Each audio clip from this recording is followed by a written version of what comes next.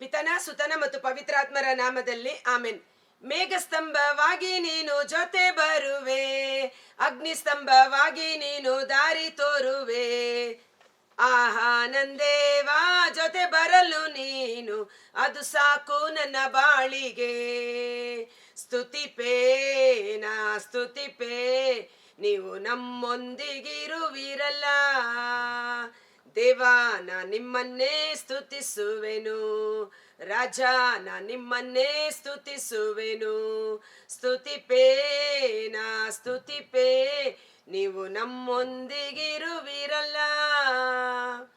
ಪ್ರಭು ಕ್ರಿಸ್ತರಲ್ಲಿ ಆತ್ಮೀಯ ಸಹೋದರ ಸಹೋದರಿಯರೇ, ಈ ದಿನದ ಮುಂಜಾನೆಯ ಜೀವಸ್ವರ ಕೀರ್ತನೆಗಳು 2:7. ನಿನ್ನೆ ದಿನ ನಾವು ಧ್ಯಾನಿಸಿದೆವು, ದೇವನಿಗೂ ದೇವರ ಅಭಿಷಕ್ತನಿಗೆ ವಿರುದ್ಧವಾಗಿ ಶತ್ರುಗಳು ಮಾಡುವ ಎಲ್ಲ ಕುತಂತ್ರಗಳು, ಸಮಾಲೋಚನೆಗಳು, ರಹಸ್ಯವಾದ ಆಲೋಚನೆಗಳು ವ್ಯರ್ಥವಾದುದು ಎಂಬುದಾಗಿ. ಕೇಳಿರಿ ದೈವಾಜ್ಞೆಯನು 2:7. ಆತನು ನನಗೆ ಇಂತೆಂದನು, ಈ ದಿನ ನಾನಿನ್ನ ಹೆಡೆದಿಹೆನು, ನೀ ನನಗೆ ಮಗನಾಗಿದ್ದೆ. Praise the lord. ದೇವರ ವಾಕ್ಯ ಹೇಳುತ್ತೆ, ನಾನು ನಿಮಗೆ ಜನ್ಮ ಕೊಟ್ಟ ತಂದೆಯಾಗಿದ್ದೇನೆ, ನೀವು ನನ್ನ ಮಕ್ಕಳಾಗಿದ್ದೀರಿ ಎಂಬುದಾಗಿ. ಯಾವ ರೀತಿ ನಾವು ತಂದೆ ದೇವರಿಗೆ ಮಕ್ಕಳಾಗಿ ಮಾರ್ಪಟ್ಟೆವು? ಯೋಹಾನ 1:12. ಯಾರೆಲ್ಲ ದಿವ್ಯವಾಣಿಯಾದ ಪ್ರಭು ಯೇಸುವಿನಲ್ಲಿ ವಿಶ್ವಾಸವಿಟ್ಟರೋ, ಅಂದರೆ ಅವರನ್ನು ಬರಮಾಡಿಕೊಂಡರೋ, ಅಂತವರಿಗೆ ದೇವರ ಮಕ್ಕಳಾಗುವ ಹಕ್ಕನ್ನು ಕೊಡಲಾಯಿತು. Praise the lord. ನಾವು ದೇವರ ಮಕ್ಕಳಾಗುವ ಹಕ್ಕನ್ನ ಪಡೆದುಕೊಂಡದ್ದು ಪ್ರಭು ಯೇಸು ಕ್ರಿಸ್ತರನ್ನು ವಿಶ್ವಾಸಿಸುವುದರ ಮೂಲಕ. ನನ್ನ ಯೇಸು ನನ್ನ ರಕ್ಷಕ ಎಂದು ಆತನನ್ನು ಸ್ವೀಕರಿಸಿಕೊಂಡ ಕಾರಣ ನಾವೆಲ್ಲರೂ ದೇವರ ಮಕ್ಕಳಾಗಿದ್ದೇವೆ. I am the child of God. ನಾನು ದೇವರ ಮಗು, ನಾನು ದೇವರ ಮಗ ಎಂದು ನಾವು ಕಮೆಂಟ್ ಮಾಡುವ, ನಮ್ಮ ವಿಶ್ವಾಸವನ್ನು ನಾವು ಅರಿಕೆ ಮಾಡುವಾಗ ಅದನ್ನು ಕೇಳಿಸಿಕೊಳ್ಳುವ ಸೈತಾನ ನಮ್ಮಿಂದ ದೂರ ಹೋಗುತ್ತಾನೆ. ಸತ್ಯವನ್ನ ನೀವು ತಿಳಿದುಕೊಳ್ಳಿರಿ, ಸತ್ಯ ನಿಮ್ಮನ್ನ ಬಿಡುಗಡೆ ಮಾಡುತ್ತದೆ. ಕೇಳಿದೆಯಾದರೆ ನಾವು ಮಕ್ಕಳಾದ ಕಾರಣ ಇವಾಗ ಆ ಮಕ್ಕಳು ತಂದೆ ತಾಯಿಯ ಸಮಸ್ತ ಆಸ್ತಿಪಾಸ್ತಿಗಳಿಗೆ ಹಕ್ಕು ಬಾಧ್ಯಸ್ಥರಾಗಿರ್ತಾರೆ. ಅವರಿಗೆ ಹಕ್ಕು ತಾನಾಗಿ ಬರುತ್ತದೆ. ಯಾವುದರ ಮೂಲಕ? ಮಕ್ಕಳು ಎಂಬ ಸಂಬಂಧದ ಮೂಲಕ. ಅದಕ್ಕಾಗಿ ಇಲ್ಲಿ ದೇವರ ವಾಕ್ಯ ಹೇಳುತ್ತೆ, ನೀನು ನನಗೆ ಮಕ್ಕಳಾದ ಕಾರಣ ಕೇಳಿದೆಯಾದರೆ ನಿನಗೆ ಅಧೀನ ಮಾಡುವೆನು ರಾಷ್ಟ್ರಗಳನ್ನು. ಇವತ್ತು ನಾವು ಕೇಳಬೇಕು, ದೇವರಲ್ಲಿ ಕೇಳಬೇಕು. ಏನನ್ನ? ನಾವು ಕೇಳಿಕೊಂಡದ್ದೇ ಆದರೆ ರಾಷ್ಟ್ರಗಳನ್ನ ನಮಗೆ ಅಧೀನ ಮಾಡುತ್ತಾರೆ. ಕೊಡುವೆನು ನಿನಗೆ ಸ್ವಾಸ್ಥ್ಯವಾಗಿ ಜಗದಾದ್ಯಂತವನ್ನು, ಈ ಲೋಕದ ಕಟ್ಟ ಕಡೆಯವರೆಗೂ ನಿನಗೆ ಸ್ವಾಸ್ಥ್ಯವಾಗಿ, ನಿನ್ನ ಸೊತ್ತಾಗಿ ನಾನು ನಿಮಗೆ ಕೊಡುತ್ತೇನೆ ಎಂಬುದಾಗಿ. ದೇವರು ಯಾವುದಕ್ಕಾಗಿ ಕೊಡ್ತಾ ಇದ್ದಾರೆ? ನಾವು ಒಳ್ಳೆಯವರು ಎಂದು ಅಲ್ಲ, ನಾವು ಪರಿಶುದ್ಧರು ಎಂದು ಅಲ್ಲ, ನಾವು ಕೆಟ್ಟವರು ಎಂದು ಅಲ್ಲ. ಯಾತಕ್ಕಾಗಿ ದೇವರು ಕೊಡ್ತಾ ಇರೋದು? ನಾವು ದೇವರ ಮಕ್ಕಳಾಗಿದ್ದೇವೆ. ಮಕ್ಕಳು ಎಂದ ಮೇಲೆ ತಂದೆ ತಾಯಿಯ ಆಸ್ತಿ ಪಾಸ್ತಿಗೆ ವಾರಸುದಾರರಾಗಿದ್ದೇವೆ. ಆದ್ದರಿಂದ ಧೈರ್ಯದಿಂದ ನಾವು ಕೇಳಬೇಕು. ನೀನು ಕೇಳಿದೆ ಆದರೆ ರಾಷ್ಟ್ರಗಳನ್ನು ನಿನಗೆ ಅಧೀನ ಮಾಡುತ್ತೇನೆ ಎಂಬುದಾಗಿ. ಅಬ್ರಹಾಮ ಒಬ್ಬ ವ್ಯಕ್ತಿ ದೇವರೊಡನೆ ಸ್ನೇಹಿತನಾಗಿದ್ದು ದೇವರೊಡನೆ ಸತ್ಸಂಬಂಧವನ್ನ ಪಡೆದುಕೊಂಡಿದ್ದ ಕಾರಣ ಅಬ್ರಹಾಮ ಸೊದೋಮ್ ಗೊಮೋರ ಪಟ್ಟಣವನ್ನೇ ಕೇಳ್ತಾನೆ, ಆ 2 ನಗರಗಳನ್ನೇ ಕೇಳ್ತಾನೆ. ದೇವಾ, ಆ ನಗರದ ಮೇಲೆ ಕರುಣೆ ತೋರು, ಅದನ್ನು ನಾಶ ಮಾಡಬೇಡ ಎಂಬುದಾಗಿ. ಎಸೆಕಿಯೇಲ 22:30 ನಾವು ನೋಡುತ್ತೇವೆ, ನಾನು ದೇಶವನ್ನು ಹಾಳು ಮಾಡದಂತೆ ಬಿದ್ದು ಹೋಗಿರುವ ಪೌಳಿಯ ಗೋಡೆಯ ಒಡಕಿನಲ್ಲಿ ನಿಂತು ಅದನ್ನು ಗಟ್ಟಿ ಮಾಡತಕ್ಕವನನ್ನು ನಾನು ಹುಡುಕಿದೆ, ನನಗೆ ಯಾರೂ ಸಿಗಲಿಲ್ಲ. ದೇಶವನ್ನು ಹಾಳು ಮಾಡದಂತೆ, ರಾಷ್ಟ್ರಗಳನ್ನು ಹಾಳು ಮಾಡದಂತೆ ದೇವರ ಸನ್ನಿಧಾನದಲ್ಲಿ ನಿಂತು ಆ ರಾಷ್ಟ್ರವನ್ನ ಕೇಳಲು, ಆ ದೇಶವನ್ನ ಕೇಳುವ ವ್ಯಕ್ತಿಗಳು ದೇವರಿಗೆ ಬೇಕಾಗಿದೆ. ಭಾರತ ದೇಶಕ್ಕೆ ಬಂದ ಸಂತ ತೋಮಾಸರು, ಒಬ್ಬ ವ್ಯಕ್ತಿ, ನಾನು ಭಾರತ ದೇಶಕ್ಕೆ ಹೋಗುತ್ತೇನೆ, ನನಗೆ ಭಾರತ ದೇಶ ಬೇಕು ಎಂದು ಕೇಳಿಕೊಂಡ ಕಾರಣ ಭಾರತ ದೇಶ ಇಂದು ಯೇಸುವಿಗೆ ಸ್ವಂತವಾಗಲು ಸಂತ ತೋಮಾಸರು ಕಾರಣರಾಗಿದ್ದಾರೆ. ಇಂದು ನಾವು ವಾಸ ಮಾಡುವ ಬೆಂಗಳೂರು ನಗರ, ಕರ್ನಾಟಕ ರಾಜ್ಯ, ಭಾರತ ದೇಶಕ್ಕಾಗಿ ಪ್ರಾರ್ಥನೆ ಮಾಡುವುದು ನಮ್ಮೊಬ್ಬೊಬ್ಬರ ಕರ್ತವ್ಯವಾಗಿದೆ. ಯೆರೆಮೀಯ 29:7 ನಿಮ್ಮನ್ನು ಯಾವ ನಗರಕ್ಕೆ ಕಳುಹಿಸಿದೆನೋ ಆ ನಗರದ ಕ್ಷೇಮಕ್ಕಾಗಿ ದೇವರಲ್ಲಿ ಪ್ರಾರ್ಥಿಸಿರಿ. ನಾವು ಯಾವಾಗ ನಗರಕ್ಕಾಗಿ ಪ್ರಾರ್ಥನೆ ಮಾಡುವುದಿಲ್ಲವೋ, ನಗರದಲ್ಲಿ ಏನೆಲ್ಲ ಕಷ್ಟಗಳು ವಿಪರೀತಗಳಾಗುತ್ತದೆ, ಅದು ನಮಗೂ ಸಹ ತಟ್ಟುತ್ತದೆ. ನೀವು ನಗರದ ಕ್ಷೇಮಕ್ಕಾಗಿ ಪ್ರಾರ್ಥಿಸಿದರೆ ನಿಮ್ಮ ನಗರದ ಕ್ಷೇಮವೇ ನಿಮ್ಮ ಕ್ಷೇಮ. ನಮ್ಮ ನಗರದ ಜನ ಚೆನ್ನಾಗಿದ್ದರೆ, ಶಾಂತಿ ಸಮಾಧಾನ ಸುವ್ಯವಸ್ಥೆ ಇದ್ದರೆ ನಾವು ನೆಮ್ಮದಿಯಿಂದ ಬದುಕಲು ಸಾಧ್ಯ. ಆದ ಕಾರಣ ಬೆಂಗಳೂರು ನಗರಕ್ಕಾಗಿ, ಕರ್ನಾಟಕ ರಾಜ್ಯದ ಸಂರಕ್ಷಣೆಗಾಗಿ ನಾವು ಪ್ರಾರ್ಥನೆ ಮಾಡಬೇಕಾಗಿದೆ. ಅಂದು ಸೊಲೊಮನ ರಾಜ ಸರ್ವೇಶ್ವರನಿಗಾಗಿ ಒಂದು ದೇವರ ಆಲಯವನ್ನ ಕಟ್ಟಿ, ಆ ದೇವರ ಆಲಯದಲ್ಲಿ ದೇವರ ಪ್ರಸನ್ನತೆ ಬರಬೇಕು, ದೇವರು ಅಲ್ಲಿ ವಾಸ ಮಾಡಬೇಕು ಎಂದು ವಿಜ್ಞಾಪನೆ ಮಾಡುತ್ತಾನೆ. ಆತ ಮಾಡಿದ ಒಂದು ಪ್ರಾರ್ಥನೆ, ಸೊಲೊಮನ ರಾಜ ದೇವರ ಜೆರುಸಲೇಮಿನ ಮಹಾ ದೇವಾಲಯದಲ್ಲಿದ್ದು ಮಾಡಿದಂತ ಪ್ರಾರ್ಥನೆ, ದೇವರು ಸದುತ್ತರವನ್ನ ನೀಡುತ್ತಾರೆ. ಕಾಡು ಮಿಡತೆಗಳು, ಜೇನು ನೊಣಗಳು, ಆಲಿಕಲ್ಲಿನ ಮಳೆ ಬಂದು ಈ ದೇಶವನ್ನ ಹಾಳು ಮಾಡದಂತೆ, ನನ್ನವರು ಎಂದು ಹೆಸರುಕೊಂಡ ನನ್ನ ಮಕ್ಕಳು ಈ ಆಲಯದಲ್ಲಿ ಬಂದು ಅವರ ಪಾಪಗಳಿಗೆ ಪಶ್ಚಾತ್ತಾಪ ಪಟ್ಟು ಅವರು ಪ್ರಾರ್ಥನೆ ಮಾಡಿದ್ದೇ ಆದರೆ, ಅವರು ಕೇಳಿಕೊಂಡದ್ದೇ ಆದರೆ, ಸ್ವರ್ಗದಿಂದ ನಾನು ಅವರ ಪ್ರಾರ್ಥನೆಯನ್ನು ಆಲಿಸಿ ಅವರ ಪಾಪಗಳನ್ನು ಕ್ಷಮಿಸಿ ಅವರ ಇಡೀ ದೇಶಕ್ಕೆ ಆರೋಗ್ಯ ಭಾಗ್ಯವನ್ನು ಅನುಗ್ರಹಿಸುವೆನು. 2 ಪೂರ್ವಕಾಲ ಇತಿಹಾಸ 7ನೇ ಅಧ್ಯಾಯ ವಚನ 13, 14. ಎಂಥ ಒಂದು ವಾಗ್ದಾನ ನೋಡಿ. ಇವತ್ತು ನಾವು ಕೂಪಮಂಡುಕದ ಕಪ್ಪೆಗಳ ತರ ನಾನು, ನನ್ನ ಗಂಡ, ನನ್ನ ಮಕ್ಕಳು, ಕೆಲಸ ಇಲ್ಲ, ಮನೆ ಇಲ್ಲ, ಹೀಗೆ ಪೇಚಾಡುವುದಲ್ಲ. ಇದೆಲ್ಲ ನಮಗೆ ಅವಶ್ಯಕತೆ ಎಂದು ತಂದೆ ದೇವರಿಗೆ ಗೊತ್ತಿದೆ. ಪರಕೀಯರು ಇದಕ್ಕಾಗಿ ಪೇಚಾಡುತ್ತಾರೆ. ಯಾರಿಗೆ ತಂದೆ ಇಲ್ಲ ಅವರು ಪೇಚಾಡುತ್ತಾರೆ. ನಮಗೊಬ್ಬ ಪರಲೋಕದ ತಂದೆ, ಸ್ವರ್ಗೀಯ ತಂದೆ, ಅಪ್ಪಾ ಪಿತನೆ ಎಂದು ಕರೆಯುವ ಪೋಷಕರಾದ ತಂದೆ ಇದ್ದಾರೆ. ಅವರು ನಮ್ಮ ಅಗತ್ಯಗಳನ್ನೆಲ್ಲ ಪೂರೈಸುವವರಾಗಿದ್ದಾರೆ. ನನ್ನ ಅಗತ್ಯಗಳನ್ನು ಪೂರೈಸುವ ದೇವರು, ಆಮೇನ್ ಎಂದು ಟೈಪ್ ಮಾಡೋಣ. ಅವರು ನಿಮ್ಮ ಅಗತ್ಯಗಳನ್ನೆಲ್ಲ ಈ ದಿನ ಪೂರೈಸುತ್ತಾರೆ. ನೀವು ಮಾಡಬೇಕಾದದ್ದಾರು ಏನು? ರಾಷ್ಟ್ರಗಳನ್ನ ಕೇಳೋಣ, ರಾಜ್ಯಗಳನ್ನ ಕೇಳೋಣ, ದೇಶಗಳನ್ನ ಕೇಳೋಣ. ಎಸ್ತೇರಳು 3 ದಿನ ಉಪವಾಸವಿದ್ದು ಹಗಲಿರುಳು ಪ್ರಾರ್ಥನೆ ಮಾಡಿ ತನ್ನ ಜನಾಂಗಕ್ಕೆ ವಿರುದ್ಧವಾಗಿ ಎದ್ದ ಕುತಂತ್ರಗಳನ್ನ ನಾಶ ಮಾಡಿ ತನ್ನ ಜನಾಂಗವನ್ನ ಕಾಪಾಡಿಕೊಂಡರು. ಯೋನಾ ಪ್ರವಾದಿ ಒಬ್ಬ ನಿನೆವೆ ನಗರಕ್ಕೆ ಹೋಗಿ ದೇವರ ಸಂದೇಶವನ್ನ ಸಾರಿದ ಕಾರಣ ರಿಸಲ್ಟ್ ಏನು? ಆ ಜನರು ದೇವರ ವಾಕ್ಯವನ್ನ ಕೇಳಿ ಪಶ್ಚಾತ್ತಾಪ ಪಟ್ಟು 1,22,000ಕ್ಕೂ ಹೆಚ್ಚಾದ ಜನಸಂಖ್ಯೆಯುಳ್ಳ ನಗರ ನಾಶನದಿಂದ ತಪ್ಪಿಸಿಕೊಂಡಿತಲ್ಲವೇ? ಒಬ್ಬ ಹೋದ ನಿನೆವೆ ನಗರಕ್ಕೆ ಯೋನಾ ಪ್ರವಾದಿ. 40 ದಿನ ಬೀದಿಗಳಲ್ಲಿ ಅವನು ಸಂಚರಿಸಿದ. ಆ ಒಂದು ನಗರವನ್ನ ಸುತ್ತೋದಿಕ್ಕೆ 40 ದಿನಗಳು ಆತ ಪ್ರಚಾರ ಮಾಡಿದ. ಇನ್ನು 40 ದಿನಗಳಲ್ಲಿ ದೇಶ ನಾಶವಾಗುತ್ತದೆ. ಇಡೀ ಜನ ಅದಕ್ಕೆ ಸ್ಪಂದಿಸಿದರು.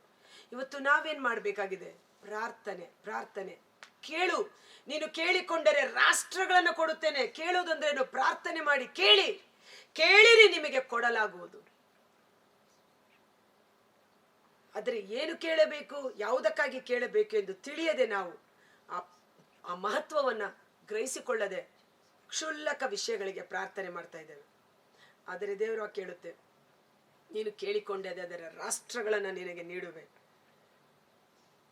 ನೀ ಬಡಿದು ಹಾಕುವೆ ಕಬ್ಬಿಣದ ಗದೆಯಿಂದ ಅವರನ್ನು, ಶತ್ರುಗಳನ್ನು.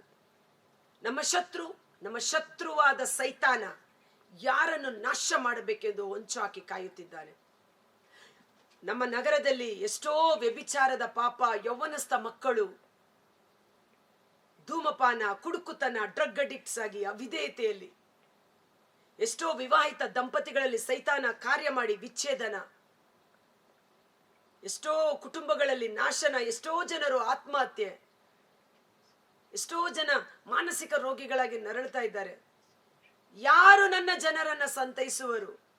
ಯಾರು ನನ್ನ ಪರವಾಗಿಯೂ ಹೋಗುವರು? ಇಲ್ಲಿ ದೇವರ ವಾಕ್ಯ ಹೇಳುತ್ತೆ, ನಮ್ಮ ಶತ್ರುವಾದ ಸೈತಾನನನ್ನು, ಅವನ ಆಧಿಪತ್ಯವನ್ನು, ಅವನ ಅಧಿಕಾರವನ್ನು ನೀ ಬಡಿದು ಹಾಕುವೆ ಕಬ್ಬಿಣದ ಗದೆಯಿಂದ ಅವರನ್ನು, ನೀ ಒಡೆದು ಹಾಕುವೆ ಮಣ್ಣಿನ ಮಡಕೆಯಂತವರನ್ನು. ಎಂತಲೇ ವಿವೇಕಿಗಳಾಗಿರಿ, ರಾಜರುಗಳೇ ಬುದ್ಧಿವಾದಕ್ಕೆ ಕಿವಿಗೊಡಿ, ದೇಶಾಧಿಪತಿಗಳೇ. ರಾಜರುಗಳೇ ವಿವೇಕಿಗಳಾಗಿರಿ. ಜ್ಞಾನ ವಿವೇಕ ಸರ್ವೇಶ್ವರನ ಬಾಯಿಂದ ಹೊರಟು ಬರುತ್ತದೆ. ತಿಳುವಳಿಕೆಯನ್ನು ನೀಡುವಾತನು ಆತನೇ. ದೇವರ ವಾಕ್ಯಕ್ಕೆ ಕಿವಿಗೊಡಿ, ಬುದ್ಧಿವಾದಕ್ಕೆ ಕಿವಿಗೊಡಿ, ದೇಶಾಧಿಪತಿಗಳೇ. ಇವತ್ತು ಕುಟುಂಬವನ್ನಾಳುವ ಯಜಮಾನ, ರಾಜ್ಯವನ್ನಾಳುವ ನಾಯಕರುಗಳು, ಅಧಿಪತಿಗಳು, ಅವರಿಗಾಗಿ ನಮ್ಮ ಪ್ರಾರ್ಥನೆ ಬಹಳ ಮುಖ್ಯ. ಒಂದು ಕ್ಷಣ ಕಾಲ ನಾವು ಈ ವಚನಕ್ಕೆ ಸರಿಯಾಗಿ ಪ್ರಕಟಣಾ ಗ್ರಂಥ 2ನೇ ಅಧ್ಯಾಯ ವಚನ 26ರಲ್ಲಿ ನಾವು ನೋಡ್ತೇವೆ, ನಾನು ನನ್ನ ಪಿತನಿಂದ ಅಧಿಕಾರ ಪಡೆದಿರುವಂತೆಯೇ ಯೇಸು ಅಧಿಕಾರ ಪಡೆದಿದ್ದಾರೆ. ಸ್ವರ್ಗಲೋಕ, ಭೂಲೋಕ, ಪಾತಾಳ ಲೋಕದಲ್ಲಿ ಆ ಅಧಿಕಾರ ನಮಗೆ ನೀಡಿದ್ದಾರೆ. ಧೈರ್ಯದಿಂದಿರೋಣ. ಜಯ ಹೊಂದುವವನಿಗೆ ಹಾಗೂ ನಾನು ಮೆಚ್ಚುವ ಕಾರ್ಯಗಳನ್ನು ಕೊನೆಯವರೆಗೂ ಮುಂದುವರಿಸಿಕೊಂಡು ಹೋಗುವವನಿಗೆ ಜನಾಂಗಗಳ ಮೇಲೆ ಅಧಿಕಾರವನ್ನು ಕೊಡುವೆನು. ಜನಾಂಗಗಳು, ನಾವು ಪ್ರಾರ್ಥನೆ ಮೂಲಕ ಅದನ್ನು ಕಾರ್ಯತತ್ಪರ ಮಾಡಬೇಕು. ಅವನು ಅವುಗಳನ್ನು ಕಬ್ಬಿಣದ ದಂಡದಿಂದ ಆಳುವನು, ಮಣ್ಣಿನ ಮಡಕೆಯಂತೆ ಅವುಗಳನ್ನು ನುಚ್ಚು ನೂರು ಮಾಡುವನು. ಅಂಥವನಿಗೆ ಉದಯ ತಾರೆಯನ್ನು ನೀಡುವೆನು. ಸಂತ ಥೋಮಾಸರು ಶೈನಿಂಗ್ ಸ್ಟಾರ್ ಆಗಿದ್ದಾರೆ.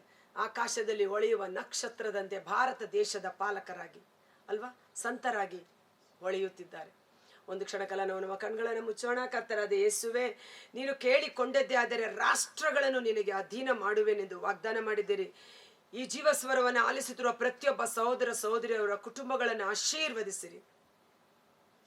ಬೆಂಗಳೂರು ನಗರ, ಕರ್ನಾಟಕ ರಾಜ್ಯಕ್ಕಾಗಿ ಪ್ರಾರ್ಥನೆ ಮಾಡುತ್ತೇವೆ.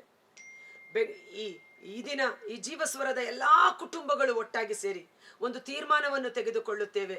ಈ ದಿನ ಮೊದಲ್ಗೊಂಡು ನಮ್ಮ ವೈಯಕ್ತಿಕ ಪ್ರಾರ್ಥನೆಯಲ್ಲಿ, ಸಾಮೂಹಿಕ ಪ್ರಾರ್ಥನೆಯಲ್ಲಿ ಪ್ರತಿದಿನ ನಾವು ವಾಸ ಮಾಡುವ ಈ ಬೆಂಗಳೂರು ನಗರ ಯೇಸುವಿಗೆ ಸ್ವಂತವಾಗಲಿ. ಪರಿಶುದ್ಧಾತ್ಮರ ಬಿರುಗಾಳಿ ಬೀಸಲ್ಪಡಲಿ. ಈ ನಗರವನ್ನು ಆಳ್ವಿಕೆ ಮಾಡುತ್ತಿರುವ ಎಲ್ಲ ಸೈತಾನನ ಕುತಂತ್ರಗಳು, ಸೈತಾನನ ಆಯುಧಗಳು ಯೇಸುವಿನ ನಾಮದಲ್ಲಿ ನಿಷ್ಕ್ರಿಯವಾಗಲಿ. ನೀವು ಯಾವುದಾದರೂ ಊರಿಗೆ ಹೋದಾಗ, ಮನೆಗೆ ಹೋದಾಗ ಅಲ್ಲಿ ಆಧಿಪತ್ಯ ನಡೆಸುತ್ತಿರುವ ಅಂಧಕಾರ ಶಕ್ತಿಗಳನ್ನು ಕಟ್ಟಿ ಹಾಕಿ, ಆ ಬಲಿಷ್ಠನನ್ನು ಕಟ್ಟಿ ಹಾಕಿ, ತದನಂತರ ಆತ್ಮಗಳನ್ನು ವಶಪಡಿಸಿಕೊಳ್ಳಿರಿ ಎಂದು ನುಡಿದಿದ್ದೀರಿ. ಹೇಗೆ ಪ್ರೇಷಿತರು ಹೋಗಿ ಪ್ರಾರ್ಥಿಸಿದಾಗ ದುರಾತ್ಮಗಳು ಅವರಿಗೆ ಅಧೀನವಾದವು, ಅಂಥ ಒಂದು ಅಭಿಷೇಕ, ಯೇಸುವಿನ ಅಭಿಷೇಕ ಈ ಜೀವಸ್ವರವನ್ನು ಆಲಿಸುತ್ತಿರುವ ಪ್ರತಿಯೊಬ್ಬ ಸಹೋದರ ಸಹೋದರಿಯಲ್ಲಿ ಸುರಿಸಲ್ಪಡಲಿ. ಎಸ್ತರಳ ಅಭಿಷೇಕ ನಮ್ಮ ಮೇಲೆ ಸುರಿಸಲ್ಪಡಲಿ. ಉಪವಾಸದಿಂದಲೂ ಪ್ರಾರ್ಥನೆಯಿಂದಲೂ ಜನಾಂಗಗಳನ್ನು ಸಂರಕ್ಷಣೆ ಮಾಡುವ ಅಭಿಷೇಕ ನಮ್ಮೊಬ್ಬೊಬ್ಬರ ಮೇಲೆ ಸುರಿಸಲ್ಪಡಲಿ. ಪ್ರಾರ್ಥನಾ ಚೈತನ್ಯವುಳ್ಳ ಆತ್ಮರಿಂದ ನಮ್ಮನ್ನು ಅಭಿಷೇಕಿಸಿರಿ. ಸೋತು ಹೋದ ನಮ್ಮ ಪ್ರಾರ್ಥನಾ ಜೀವನ ಉಜ್ಜೀವನಗೊಳ್ಳಲಿ. ಪವಿತ್ರಾತ್ಮರು ಎಲ್ಲವನ್ನ ಉಜ್ಜೀವನಗೊಳಿಸುವರು. ಸತ್ತು ಹೋದುದನ್ನು ಜೀವಕ್ಕೆಬ್ಬಿಸಲು ಶಕ್ತರಾದ ಪರಿಶುದ್ಧಾತ್ಮರು ನಮ್ಮ ಮನಸ್ಸು, ನಮ್ಮ ಜೋತು ಬಿದ್ದ ಕೈಗಳು, ಕುಸಿದು ಹೋದ ಮೊಣಕಾಲುಗಳು ಪ್ರಾರ್ಥನಾ ಚೈತನ್ಯ ಯೇಸುವಿನ ನಾಮದಲ್ಲಿ ಉಜ್ಜೀವನಗೊಳ್ಳಲಿ. ಈ ಭಾರತ ರಾಷ್ಟ್ರ ಯೇಸುವಿಗೆ ಸ್ವಂತವಾಗಲಿ. ನಮ್ಮ ಕರ್ನಾಟಕ ರಾಜ್ಯ ಪವಿತ್ರಾತ್ಮರಿಂದ ಮುನ್ನಡೆಸಲ್ಪಡಲಿ. ನಮ್ಮ ನಗರವನ್ನು, ಕರ್ನಾಟಕ ರಾಜ್ಯವನ್ನು ಆಳುತ್ತಿರುವ ಅಧಿಕಾರಿಗಳು, ದೇಶಾಧಿಪತಿಗಳು ದೇವರ ಸ್ವರಕ್ಕೆ ಕಿವಿಗೊಟ್ಟು ಸತ್ಯದಲ್ಲೂ ದೈವ ಭಯಭಕ್ತಿಯಲ್ಲಿ ಸನ್ಮಾರ್ಗದಲ್ಲಿ ನಗರವನ್ನ, ದೇಶವನ್ನ, ರಾಜ್ಯವನ್ನ ಆಳುವುದಕ್ಕೆ ಪವಿತ್ರಾತ್ಮರ ಅಭಿಷೇಕ ಇಳಿದು ಬರಲಿ.